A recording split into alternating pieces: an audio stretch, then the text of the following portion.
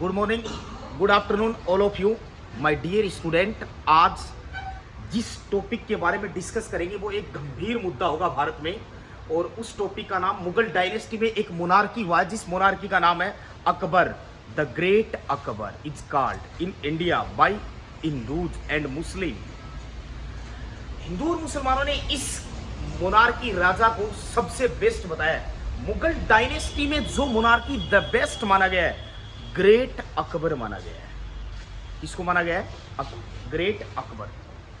Founder of Mughal dynasty in India, Babur. Babur is the founder of Mughal dynasty in India.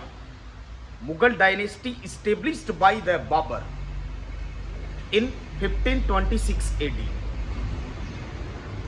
Third monarchy of Mughal dynasty, Akbar. Akbar is the great monarchy of Mughal dynasty according to Hindu and according to Muslim. Best features, characteristics in Akbar. The father of Akbar, Salim Jahangir. Akbar is the illiterate monarchy of India. No education. Akbar, no literate person according to Hindu and literature sector, but real illiterate monarchy of India. Akbar को हमने इस देश का सबसे अनपढ़ राजा बताया है, पर हिंदू ग्रंथ ये कहते हैं कि वो भले ही अनपढ़ होगा लेकिन सबसे ज़्यादा हिंदी लिटरेचर का डेवलपमेंट जिस मोनार्की के टाइम पीरियड पर हुआ है वो अकबर ही है। तो हम अकबर की स्टोरी को हिंदी लैंग्वेज में फास्ट गति से सुनेंगे। मैन जो फैक्ट हैं उनको मैं दोनों लैंग्वेज में बता दूंगा आपको, ताकि हिंदी और इंग्लिश दोनों मीडियम के स्टूडेंट बैठे कंबाइंड, इनमें कोई किसी प्रकार की दिक्कत ना आए। हम जानते हैं कि हुमायूं है उसको निकाल दिया गया था भारत से। हुमायूं एक डर से भारत छोड़ के चला जाता है। हुमायूं है वो 1542 ईस्वी में अमरकोट पाकिस्तान में एक बच्चे को जन्म देता है। हमीदा बानो बेगम की कोख से एक बालक पैदा होता है जिसका नाम जलालुद्दीन मोहम्मद अकबर है। ये व्यक्ति एक छुपकर पैदा हुआ है। छुपकर का अर्थ यहाँ ये लगाया गया है कि पूरे दुनिया में यानी इंडिया में ये पता हो गया था, शेरशाह सूरी ने ये सोच लिया था कि अकबर है वो यहाँ से मतलब हुमायूं है वो चला गया है। लेकिन हुमायूं अपने बेस्ट फ्रेंड राणा वीर साल के महल में रुका। राणा वीर साल जो व्यक्ति है वो एक रिलीजियस पर्सन है, धार्मिक व्यक्ति है। कहते हैं कि अकबर क्यों नहीं पढ़ पाया, वजह ये भी है इसका पिता भागता रहा, छुपकर जीवन जिया। माता है वो राणा वीर साल के महल में रही। 15 अक्टूबर 1542 को एक बालक जन्मता है। हो सकता है कि इसी बालक की वजह से जब ये गर्भवती महिला थी तब इस वजह से इसको राणा वीर साल के महल में छोड़ा गया था। राणा वीर साल इसकी रिस्पॉन्सिबल पर्सन हो गया कि भाई इस आदमी की एजुकेशन सिस्टम डेवलपमेंट करनी है अकबर की। ये बालक है, इसको शिक्षित करना है, तो वो स्कूल कोचिंग संस्थानों में उसको डाल नहीं सका। इस वजह से राणा वीर साल एक रिलीजियस पर्सन था और उन्होंने रिलीजियन सिस्टम ही उसे अकबर को सिखाया। धर्म की ही पाठ पढ़ाई क्योंकि वो खुद भी धार्मिक ही था। तो हम ये मानते हैं कि अकबर एक रिलीजियस मोनार्की रहा हुआ है, वो एक धार्मिक व्यक्ति रहा हुआ है और धार्मिक राजा बना है। 5-6 साल बाद में after death of Sher Shah Suri, first time seen face to public of Akbar, public के सामने पहली बार अकबर को दिखाया गया after death of Sher Shah Suri. Sher Shah Suri के मरने के बाद Sher Shah Suri tomb is situated in Sasaram of Bihar. उसका मकबरा कहां पर है? बिहार में। पहली बार जनता को यह बताया गया कि यह हुमायूं का बेटा है और जनता मुगल डायनेस्टी के मोनार्की से सैटिस्फाई थी। पर वो शेरशाह सूरी के मोनार्की पोस्ट को लेकर बड़ी डिस्ट्रीब्यूटेड सिस्टम था, विवादित क्षेत्र था, नाराज थी बच्चा, पब्लिक है वो अच्छी तरह नाराज थी। इस वजह से हुआ क्या कि जैसे ही शेरशाह सूरी मर गया तो सूरी डायनेस्टी है वो वीक हो गया, कमजोर हो गया। सूरी डायनेस्टी में हुआ ये कि और भी बाद में कहते हैं कि राजा बने थे, लेकिन वो इतने एबल नहीं थे, अनेबल मोनार्की, योग्य नहीं थे। अकबर का पहली बार विवाह किया गया सागी चाचा की लड़की के साथ, जिसका नाम इतिहास ये कहता है, इतिहास इस बात का प्रूफ है। हिंदाल की बेटी थी रुकैया बेगम। हिंदाल ये चाहता था कि यदि मैं मेरी लड़की का विवाह अकबर के साथ कर देता हूं तो फ्यूचर में इसके जो संतान पैदा होगी वही मोनार्की बनेगी, राजा का पद पर वही बैठेगी। इस वजह से इतिहास ये कहता है 1551 एडी में अकबर का सबसे पहले जो विवाह किया गया था वो हिंदाल की बेटी रुकैया बेगम से कर दिया गया था। मैं ये मानता हूं कि मुगलों के थोड़े बहुत जो मैरिज टर्म्स हैं, वैवाहिक संबंध हैं, वो यहीं से थोड़े खराब होते हैं। कहते हैं कि उस प्रथा के कारण आज भी बहुत सारे मोमडन्स फैमिली हैं, वो अपनी सगी बहन को छोड़कर दूसरी परिवार में विवाह कर लेते हैं। ऐसी ट्रेडिशनल सिस्टम बन चुका उनका। बहुत सारे मोमडन्स परिवार हैं ऐसे, आज भी देखने को मिलते हैं। लेकिन ये भी कहा जाता है कि अकबर के काल से जब मैरिज टर्म्स हैं वो बिगड़ जाते हैं इंडिया में। मैरिज टर्म्स बिगड़ने की वजह से इंडिया में मोमडन्स ट्रेडिशनल सिस्टम है वो थोड़ा सा रुक जाता है। 1556 में अकबर ने एक बैटल्स लड़ा था, उस बैटल्स का नाम है second battle of Panipat between Akbar and Hemu. Hemu is the Indian monarchy and Hindu monarchy. Hemu एक हिंदू राजा था। लगभग इस युद्ध में अकबर हार गया था।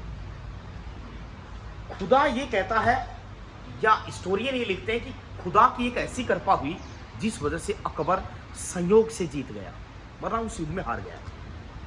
रीजन क्या था ऐसा? एमू की आंख में तीर लग गया और एमू हाथी से नीचे गिर गया। तो पब्लिक ने देखा कि अपना सेनापति राजा तो मारा गया और पब्लिक भाग गई। रियल में ये था कि हेमू मरा नहीं था, लेकिन बाद में उसे मार डाला गया। ये तो अकबर की जीत का एक खुदा की कृपा मानते हैं। 5 नवंबर 1556 ईस्वी को ये युद्ध लड़ा गया था। कहते हैं कि 15 साल के बाद में हुमायूं है वो रिटर्न होता है इंडिया, अपने खोए हुए सारे प्रदेशों को वापस जीत लेता है। सरहिंद मच्छीवाड़ा के युद्ध लड़ता हुआ पंजाब तक पहुंच जाता है।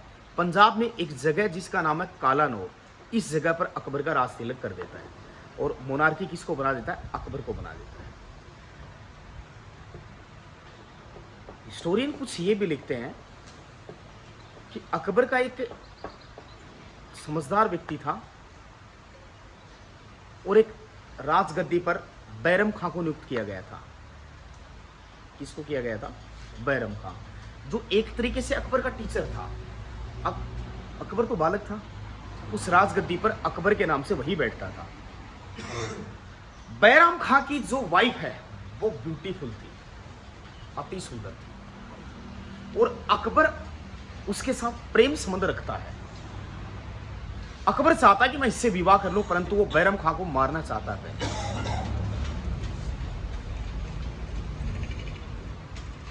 कहते हैं कि जब पानीपत का सेकंड युद्ध जिता दिया था बैरम खां ने, तो राजमहल में बैरम खां की खूब प्रशंसा होने लगी। लेकिन बैरम खां से जलने वाले जो लोग थे वो अकबर को सुलगाने लगे और कहने लगे ये बैरम खां ज्यादा अच्छा व्यक्ति नहीं है, ये जिस राजगद्दी पर बैठा है इस पर तुझे नहीं बैठने देगा, एक दिन तेरी हत्या करके स्वयं राजा बन जाएगा। अकबर को डाउट हो गया। अकबर ने बैरम खां को एक दिन राजमहल में अपने पास बुलाया और 3 टर्म्स कंडीशंस रख दी। पहली शर्त रखी गई कि तू कालपी व चंदेरी का राजा बन जा, पर राजमहल को छोड़ दे। सेकंड, कि अगर तेरे से ही काम नहीं होता है तो तू मेरा गुप्त सलाहकार बन जा, मेरी बात किसी को बताएगा नहीं। अगर ये काम भी नहीं होता है तो एक काम कर, तू धर्म यात्रा के लिए मक्का मदीना चला जा। बैरम खां को बड़ा दुख हुआ कि आज मैंने इसको युद्ध में जिताया और आज अकबर को अपने ऊपर संदेह हो गया, डाउट हो गया, विश्वास उठ गया। ध्यान से समझिए, यहां जब कहीं से विश्वास उठ जाता है उस प्लेस को ही अवॉइड कर देना चाहिए, उस स्थान को परमानेंटली छोड़ देना चाहिए। बैरम खां ने कहा कि मैं मक्का मदीना ही चला जाऊंगा, मुझे यहां नहीं रहना है। तो फिर वो मक्का मदीना जा रहा है। रास्ते में गुजरात के पाटन गांव में पहुंचा था और मुबारक खिलजी ने उसकी छुरा घोंप कर हत्या कर दी।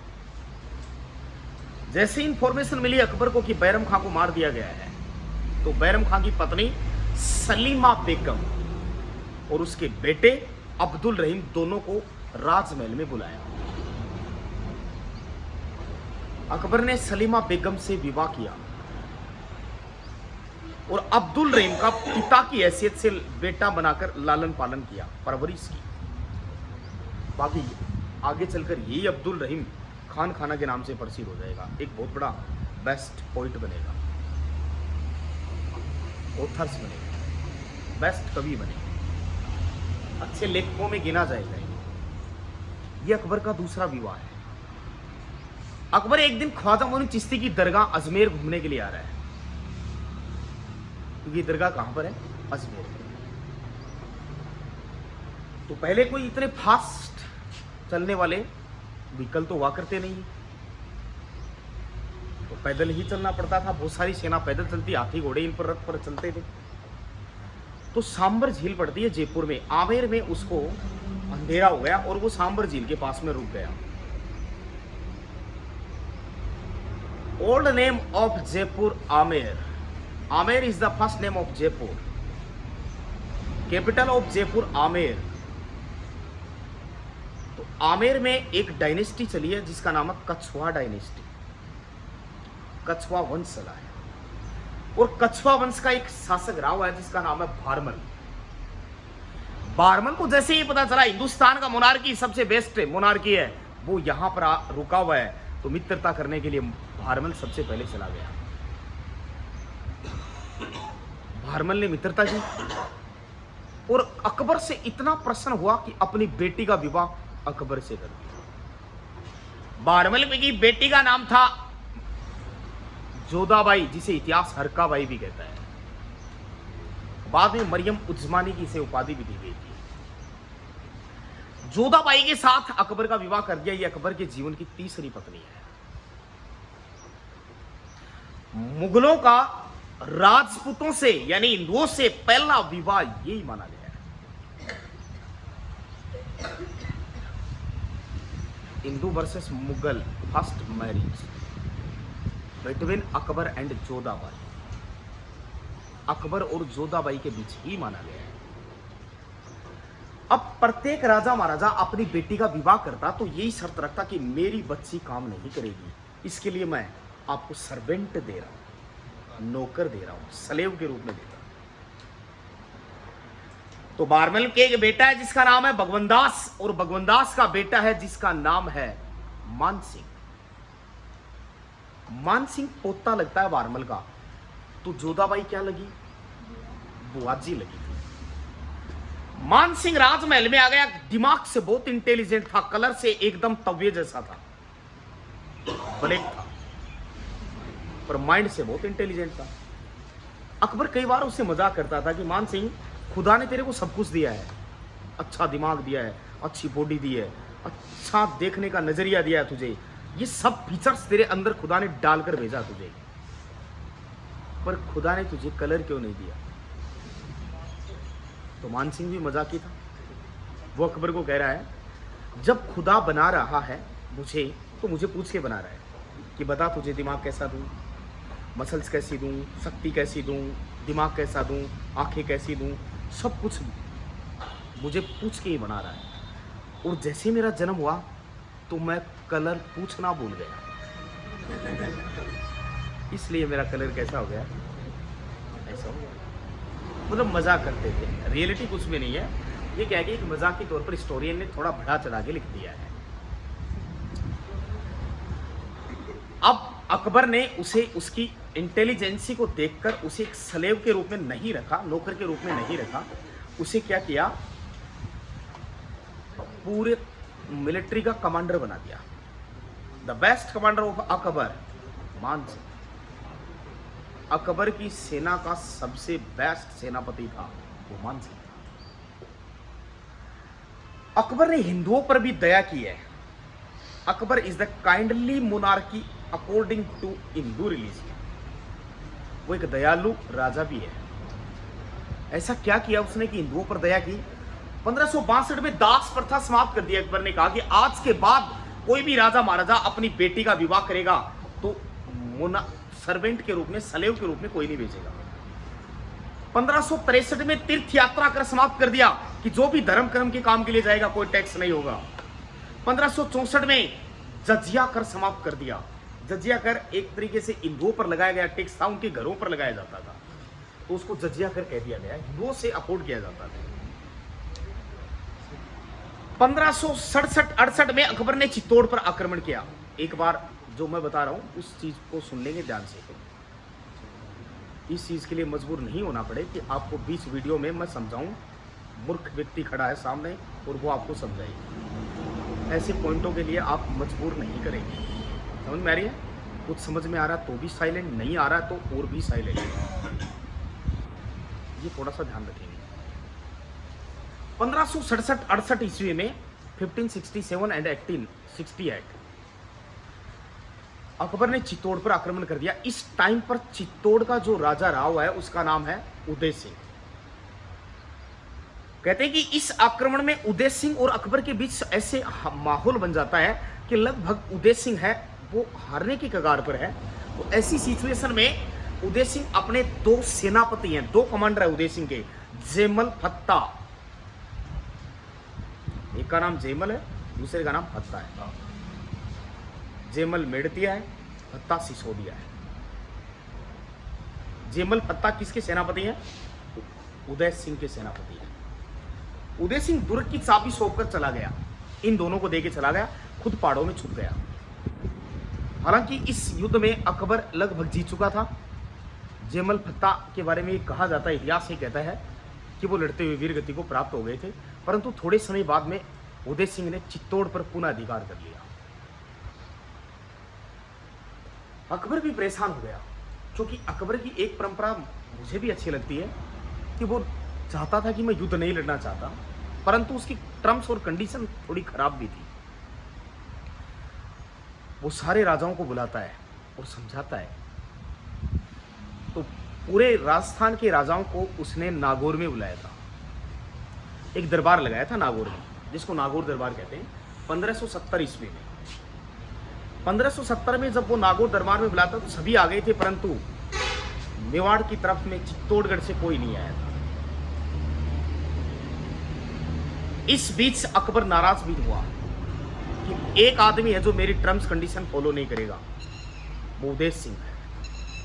और इसी टाइम पर उभर कर आ रहे थे उदय सिंह के बेटे महाराणा प्रताप शक्ति सिंह जैसे व्यक्ति। 1572 ईस्वी के आसपास कहते हैं कि उदय सिंह मर गया,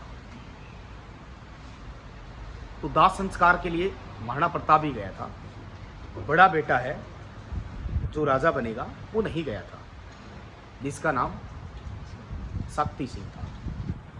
और ये रूल भी माना गया है ऐसा कि मतलब जो राजा बनेगा वो नहीं जाएगा वो।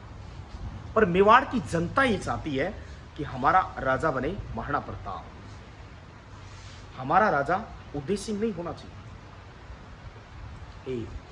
शक्ति सिंह नहीं होना चाहिए। दाह संस्कार के बाद कहा यह जाता है कि कई व्यक्तियों ने मिलकर यही फैसला लिया। मेवाड़ की आधी से अधिक जनता ने कहा कि हमारा मोनार्की जो रहेगा, राजा रहेगा, वो महाराणा प्रताप ही होगा। और महाराणा प्रताप की कमर में तलवार बांधी सास ससुर सभी ने मिलकर, जो भी रिश्तेदार थे, उन्होंने कहा कि आज से मेवाड़ की जिम्मेदारी आपके हाथ में है। हम शक्ति सिंह को अपना राजा स्वीकार नहीं करते हैं, हम महाराणा प्रताप को ही अपना राजा स्वीकार करते हैं। इस बात से शक्ति सिंह वो नाराज हो गया। शक्ति सिंह भाई से बदला लेना चाहता है। शक्ति सिंह को लगा कि अपने जो भाई है उसने ऐसा कर दिया अपने साथ, अब दुश्मन के पास ही जाना होगा। तो शक्ति सिंह अकबर के पास चला गया बदला लेने के लिए, और अकबर ने उसको अपनी सेना में रख लिया। महाराणा प्रताप को समझाने के लिए भी अकबर ने प्रयास किया था। इतिहास इस बात का साक्षी है कि महाराणा प्रताप को समझाने के लिए जब उस पर तलवार बांध दी गई थी महाराणा प्रताप की कमर में, तो महाराणा प्रताप ने एक कसम खाई थी मेवाड़ की जनता के सामने कि जब तक मेवाड़ मुगलों से आजाद नहीं हो जाएगा तब तक ना चारपाई पर लेटूंगा, ना राजमहलों में सुख भोगूंगा, घुमक्कड़ जीऊंगा, पहाड़ों में जाऊंगा, कंदमूल खाऊंगा, दुखी जीवन जीऊंगा, सुख तब तक नहीं भोगूंगा जब तक मेवाड़ की जनता सुख में नहीं है। ये कसम थी उसकी, और इतिहास ये भी कहता है कि वो आजीवन ऐसा ही रहा। महलों में सुख नहीं भोगा महाराणा प्रताप मुगलों की इस शर्त को पूरा करने के लिए, हिंदुओं के लिए। अकबर ने महाराणा प्रताप को समझाने के लिए 4 व्यक्ति भेजे थे जिनको दूत कहते थे। सबसे पहले गया जलाल खां कोरची, नहीं माना, उसके समझाने पर भी नहीं आया अकबर महाराणा प्रताप। दूसरे नंबर पर गया मान सिंह। तो मान सिंह से मुलाकात किस टाइप की होती है, जितना इतिहास में डिटेल है थोड़ा अनुभव करेंगे। कहते हैं कि मान सिंह एक राजपूत है, वो दिमाग से इंटेलिजेंट है। अकबर को विश्वास था, शायद ये समझा सकता है, मान सिंह को भी विश्वास था क्योंकि मैं उसी की जाति का हूं। कहते हैं कि दोपहर में महाराणा प्रताप की मुलाकात उदय सागर झील पर हुई, तो कहा कि रात को बैठकर मीटिंग करते हैं पिछोला झील पर। रात्रि को मीटिंग हो रही थी पिछोला झील उदयपुर में। इस मीटिंग में महाराणा प्रताप नहीं आया। भोजन परोस दिया गया तो भोजन कीजिए। तो मान सिंह ने कहा कि नहीं, मैं एक मोनार्की की हैसियत से आया हूं, यहां अकबर की तरफ से आया हूं, मैं राजा के साथ ही भोजन करूंगा। तो मान सिंह ने यानी महाराणा प्रताप के बेटे अमर सिंह ने कहा कि नहीं। महाराणा प्रताप ने अपने बेटे अमर सिंह को इस मीटिंग में भेजा था। अमर सिंह ने कह दिया कि नहीं, मेरा पिता भ्रष्ट राजपूत नहीं है, एक सच्चा राजपूत है, और मेरा पिता तुम्हारे साथ भोजन नहीं कर सकता। तो इतिहास ये भी कहता है कि मान सिंह को गुस्सा आ गया, और गुस्से में जो भोजन की थाली गिलास जो भी थे उसके पास वो सारे फेंक दिए, और कहा तेरे पिता को बोल दे युद्ध के लिए आ जा। तो अमर सिंह कहता है कि हम हमेशा से युद्ध के लिए, कोई हमें युद्ध भूमि में ललकारे तो हम भूखे भी युद्ध लड़ने के लिए तैयार हैं, रात को भी युद्ध लड़ने के लिए तैयार हैं, दिन को भी युद्ध लड़ने के लिए तैयार हैं, हर पल हर क्षण हर समय हम युद्ध के लिए तैयार हैं। तू खुद भी आ जाना, तेरे फूफा अकबर को भी ले आना, हम तैयार हैं। आग बबूला लाल होकर गया मान सिंह अकबर के पास कि स्वामी मुझे सेना दीजिए। अकबर कह रहा कि रुक एक बार, धैर्य रख, मत, तुम्हारे पिताजी को भेजता हूं। तो मान सिंह का जो पिताजी है वो भगवान दास है। तीसरे स्थान पर महाराणा प्रताप को समझाने के लिए भगवान दास गया, नहीं माना। तो पटवारी के पद पर काम करता था अकबर के दरबार में, जिसका नाम टोडरमल था। उस जमाने में पटवारी की पोस्ट तो नहीं थी, पर वो भू राजस्व का लेखा जोखा रखता था। आईने दहसाला पत्ती चलाई उसने, तो टोडरमल सबसे अंत में गया था, नहीं माना। अब अकबर मान सिंह को बुलाता है, बोल मान सिंह, इस युद्ध में तू क्या कर सकता है? तो मान सिंह कहता, बता स्वामी तुझे इस युद्ध में क्या चाहिए? अकबर कहता, मुझे महाराणा प्रताप चाहिए, जिंदा या मुर्दा, मेरे दरबार में। मान सिंह कहता कि बिल्कुल मिल जाएगा। बोले चाहे उतनी सेना ले जा, कुछ भी ले जा, पर मेरी शर्त यह है कि इस युद्ध में मुझे महाराणा प्रताप जिंदा या मुर्दा मेरे दरबार में चाहिए। अगर तू नहीं ला पाया इस युद्ध में, मैं अपनी विजय स्वीकार नहीं करूंगा। बदायूनी जैसे इतिहासकार हैं जो साथ जा रहे हैं हिंदू भूमि में, प्रत्यक्ष आंखों देखी इतिहास लिख रहे हैं। बदायूनी कहता है कि मैं खुद भी परेशान हो गया था, युद्ध भूमि छोड़ के भाग गया था। इतना भयानक लड़ाई देखी। अरे गर्मी का महीना है, 21 जून उत्तरी गोलार्ध का सबसे गर्म दिन है। कुछ इतिहासकार ये कहते हैं कि 18 जून को भी लड़ा गया। दोनों ही डेट सत्य हैं। इस कहानी को मैं थोड़ा 21 जून पर लेके जाता हूं। 21 जून 1576 को राजसमंद में एक पहाड़ी है, जिस पहाड़ी का नाम है हल्दी घाटी, क्योंकि उस पहाड़ी में हल्दिया कलर की मिट्टी है, इसलिए वो हल्दी घाटी कहलाती है। दोनों की सेनाएं आ गई, क्योंकि इधर से महाराणा प्रताप ने चामुंड दुर्ग में अपनी राजधानी अपनी चामुंड को बनाया था, और कहते हैं कुंभलगढ़ दुर्ग से योजना बनाई थी पूरी सेना की, और उधर से अकबर ने अजमेर के मैगजीन दुर्ग से योजना बनाई थी। दोनों की सेनाएं युद्ध भूमि में आ उतरी। युद्ध सुबह 8 बजे शुरू होता है। कहते हैं कि दोनों के बीच घमासान युद्ध होता है। इस युद्ध में महाराणा प्रताप की जो सेना है उसकी संख्या कम है, अकबर की सेना की संख्या ज्यादा है, 3:2। यदि हम महाराणा प्रताप मुस्लिम और राजपूतों की सेना का अनुपात देखें तो कितना है? 3:2। 2 किसका है? राजपूतों का। महाराणा प्रताप की सेना, महाराणा प्रताप की सेना में मुस्लिम सेनापति भी था, हकीम खां सूर, जाला बिद्दा भी था, पुंजा भील भी था सेनापति। कहते हैं कि महाराणा प्रताप इधर से जाएगा घोड़े पर सवार होके, जिसके घोड़े का नाम चेतक है, और उधर से मान सिंह आएगा हाथी पर सवार होके, उसके हाथी का नाम मर्दाना है। मान सिंह जानता है कि महाराणा प्रताप का घोड़ा बहुत चतुर है, और इधर से महाराणा प्रताप भी जानता है कि वो हाथी पर सवार आएगा, इसलिए हाथी के नकली सूंड लगा दिया, मतलब घोड़े के नकली सूंड लगा दिया। इस सामने वाले हाथी को ये पता नहीं हो ये घोड़ा है या हाथी है। कहते हैं कि मान सिंह पर बाला फेंका महाराणा प्रताप ने, तो मान सिंह झुक गया और पीछे बैठा सैनिक कट गया। चेतक ने क्या किया? दोनों पैर रोप दिए अपने हाथी के ऊपर कि भागने नहीं दूंगा इसको, मैं मार दे। मान सिंह ने हाथी की सूंड में कट्टार डाल रखी थी, और उस सूंड से पीछे का बायां पैर काट दिया चेतक का। चेतक घायल हो गया। झाला बिद्दा देख रहा है कि स्वामी संकट में है, और झाला बिद्दा सेना को चीरता हुआ महाराणा प्रताप तक पहुंच गया कि स्वामी तुम संकट में हो, युद्ध भूमि छोड़कर निकलो यहां से, तुम्हारा मुकुट मुझे दे दो। इस युद्ध भूमि में महाराणा प्रताप का मुकुट झाला बिद्दा ने धारण किया था। कटी हुई टांग से चेतक महाराणा प्रताप को सुरक्षित स्थान पर ले जाता है। शक्ति सिंह भागा। शक्ति सिंह को अपने भाई पर दया आ गई कि आज अपना भाई संकट में है। तो जो पीछे मुस्लिम भागे थे उनको काटते हुए शक्ति सिंह महाराणा प्रताप के चरणों में गिर जाता है और कहता मुझे माफ कर दो। और वहीं पर चेतक ने प्राण त्याग दिए, मर गया। आज भी चेतक का समाधि स्थल बना हुआ है वहां युद्ध भूमि से नीचे।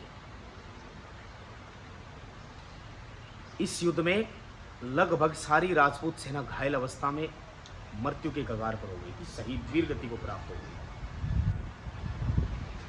अकबर खुशी के साथ लौट गया युद्ध भूमि जीतने के बाद, मतलब मान सिंह।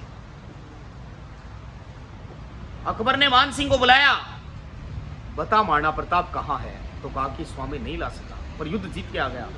कहते हैं कि अकबर ने मान सिंह को मार पीट के राजमहल से बाहर निकाल दिया था, परंतु थोड़े समय बाद वापस रख लिया था। अकबर ने पुनः संदेश भिजवा दिया महाराणा प्रताप के पास, अभी भी वक्त है तेरे पास है, अधीनता स्वीकार कर ले मेरी।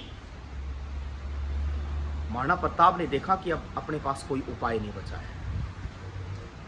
दूसरे दिन महाराणा प्रताप है नहा धोकर अकबर की अधीनता स्वीकार करने के लिए चल रहा है। तो मेवाड़ में एक बहुत बड़ा अमीर व्यक्ति था जिसका नाम भामा शाह है। भामा शाह ने पूछा कि स्वामी किधर चल रहे हो आज?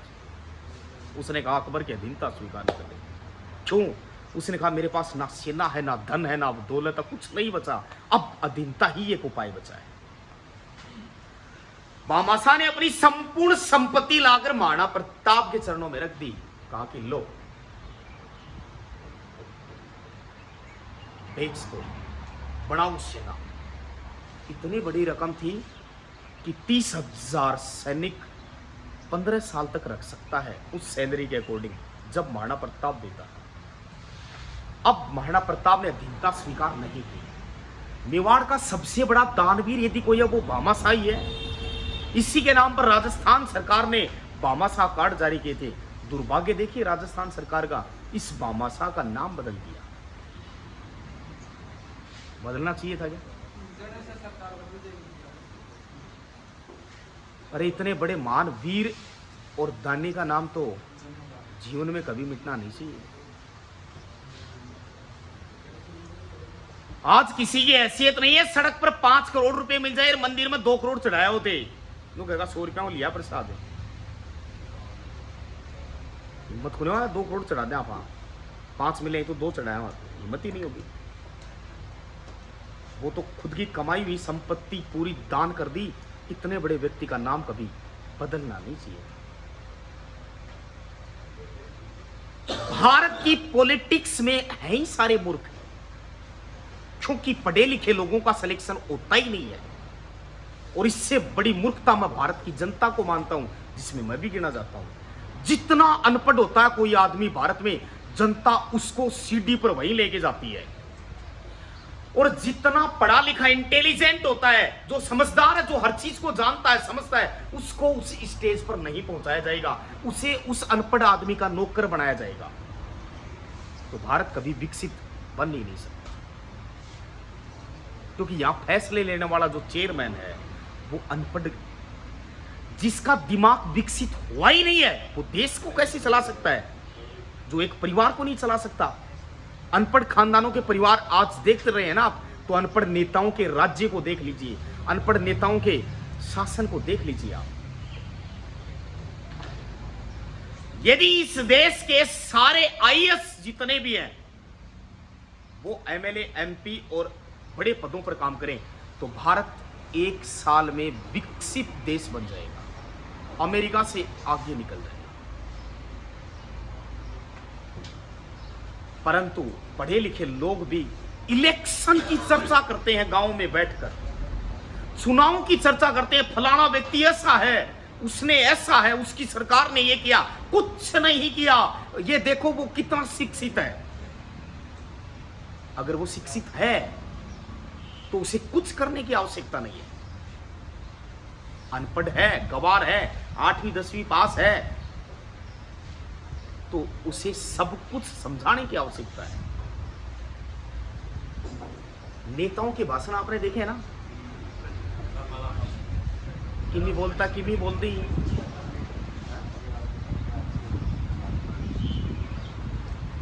और ऐसे नेता देश में 50-50 सालों तक राज भी कर चुके हैं। अनपढ़ गवार, एकदम काले अक्षर भैंस बराबर।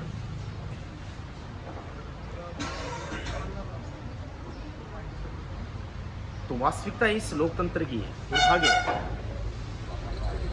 इस लोकतंत्र का एक दुर्भाग्य देखिए आप, कितना विडंबना है। महाराणा प्रताप जैसे दानवीर को जिसने इतना कुछ दिया था, उसका नाम नहीं चल रहा है, और सब कुछ चल जाएगा। नेता नांगल के नाम से कोई भी शहर का नाम रख दो, कोई भी स्टेडियम का नाम रख दो, कोई भी किसी चीजों का नाम रख दो, कोई हवाई अड्डों का नाम रख दो, पर ऐसे व्यक्ति का नाम मिटना नहीं चाहिए। आज भारत सरकार से लोग टैक्स क्यों छुपाते हैं? देते नहीं है उसे। गौशाला की पर्ची कटवा लेंगे, मंदिर बनवा देंगे। भारत में बढ़िया एक ऐसा है, भामाशाह बढ़िया ही है। बढ़िया में दान देने की जो कैपेसिटी है वो भारत में किसी में नहीं है, बिरला अंबानी जैसे परिवारों में भी नहीं है। अरे बढ़िया उस मेहनत से पैसे है ना कमागे, पर वो टैक्स नहीं देगा। बढ़िया भारत में कभी टैक्स नहीं देता है, 2% को छोड़ दिया जाए तो। क्यों? जानता है वो मूर्खों को पैसे देने से कोई फायदा नहीं है। वो कहेगा मैं धर्मशाला बनवा दूंगा, कॉलेज बनवा दूंगा, स्कूल बनवा दूंगा, सड़क बनवा दूंगा, प्याऊ बनवा दूंगा, धर्मशाला में दान दे दूंगा, पर मैं टैक्स नहीं दूंगा।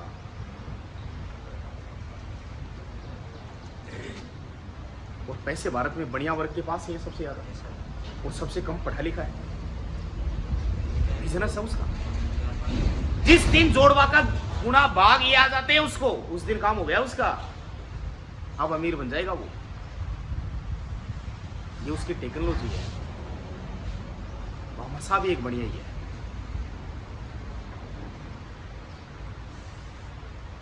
तो उसका नाम मुझे लगता है कि शायद नहीं बदलना चाहिए, भामाशाह का नाम चलना ही चाहिए। अरे कम से कम पढ़े लिखे आने वाली पीढ़ी के लोग जानते ये भामाशाह कौन है, तो बताया जाता उसे ये वो दानवीर है जब मेवाड़ की शक्ति पूरी की पूरी छीन हो गई थी। महाराणा प्रताप जैसे लोगों ने अपने सिद्धांतों के लिए प्राणों की बलिदानी दे दी थी। ऐसे व्यक्ति के सामने सहयोग करने वाले व्यक्ति यही थे। उस व्यक्ति का नाम भामाशाह है, लेकिन नहीं, वो नाम पसंद नहीं है। कभी आंदोलन नहीं हुआ, होना चाहिए था मेवाड़ में आंदोलन कि भामाशाह नाम नहीं बदल सकती सरकार, बदल दिया, बदल दिया। इस देश में सबसे कमजोर कम पढ़े लिखे किसान है। कोई भी आदमी आता है किसानों को बिल माफ करवाएंगे, किसानों की सभा है, किसान इस देश का वो है, ये वो है, मीटिंग करवा देते हैं, कुछ नहीं होना है। क्योंकि मूर्ख आदमी इस देश में किसी को मानते हैं नेता नांगड़े, वो किसानों को ही मानते हैं। और 3,000 रुपया सरकार माफ कर देगी वन का बिल में, अमीर हो जाएंगे किसान 3,000 माफ करते ही। किसान के पास दिमाग नहीं है ना, बूढ़े बुजुर्ग लोग हैं, पढ़े रहते हैं, उनको पता ही नहीं है क्या कानून है, क्या नियम है, क्या रूल है। किसान ही एक ऐसा वर्ग है भारत में जो मेहनत करके रात दिन पसीना बहाकर किसी वस्तु को तैयार करता है और उसकी कीमत तैयार नहीं कर सकता। वो एक उद्योगपति है, वो किसी वस्तु को बनाएगा तो ये कहेगा मैं मेरी वस्तु को बनाने में 20 रुपए लगे हैं, 25 रुपए में बेचूंगा। सरकार को माननी पड़ेगी। किसान की मेहनत सारी पानी में जाएगी, क्योंकि उसकी कीमत तय करने वाले व्यापारी होंगे जो एक दिन भी खेती के बारे में जानते नहीं। किसान जब बीज खरीदेगा तो उसे 5 गुना कीमत पर खरीदना होगा। गेहूं 50 रुपए केजी खरीदनी होंगी या 60 रुपए, पर 60 रुपए वो कभी बेच नहीं सकता। अगर 1 केजी गेहूं वो बीज के लाता है तो 40-50 रुपए केजी मिलती है उसे बीज की, पर वो जिंदगी में कभी बेच नहीं सकता। क्यों नहीं बेच सकता? इसलिए नहीं बेच सकता ना, क्योंकि वो उसकी कीमत बढ़ाने वाला है ही नहीं। उसकी कीमत वो तैयार नहीं कर सकता। अगर भारत के किसान समृद्ध बनना चाहते हैं, अमीर बनना चाहते हैं, तो सिंपल से सिंपल काम है, कहीं आंदोलन करने की आवश्यकता नहीं है। 1 साल पूरा अनाज अपने घर में रोक लीजिए, अन्न तो आपके पास है ही खाने के लिए। मार्केट में बेच के नहीं आना है, आसमान छू जाएंगी कीमत। किसान 100 रुपए केजी बेचना चाहता है, सरकार चिल्लाकर मजबूर होकर 200 रुपए में खरीदने के लिए मजबूर हो जाएगी। गुआर में ऐसा ही तो हुआ था, बोना बंद कर दिया किसानों ने, और बंद कर दिया तो सोने से महंगा चला गया। सोना भी 28,000 था, वो 30,000 चला गया। लोगों ने सोने की चोरी बंद कर दी, गुआर चोरना शुरू कर दिया। समझ में आ रही है ना? तो किसान भारत में कमजोर आदमी है। किसान सबसे कमजोर है और वो कमजोर ही रहेगा, क्योंकि उसको शक्तिशाली बनने के लिए खुद को दुनिया बनानी होगी। और निस्वार्थ व्यक्ति समझाने वाला कोई मिलेगा तो एक भी नेता किसानों की मीटिंग बुलाएगा, उस दिन एक भी नहीं जाना चाहिए। फिर देखो इस देश में किसान समृद्ध रहेगा, नेता किसान के घर आएगा, ना कि किसान नेता के कहने पर जाएगा। क्योंकि वो इतना अमीर रहेगा कि वो बहुत बेस्ट गाड़ी में जाएगा, कभी जाएगा तो निकल कर, और वही सबसे ज्यादा मेहनत करता है। समझ में आ रही है ना? बाकी पढ़ेंगे कल। आज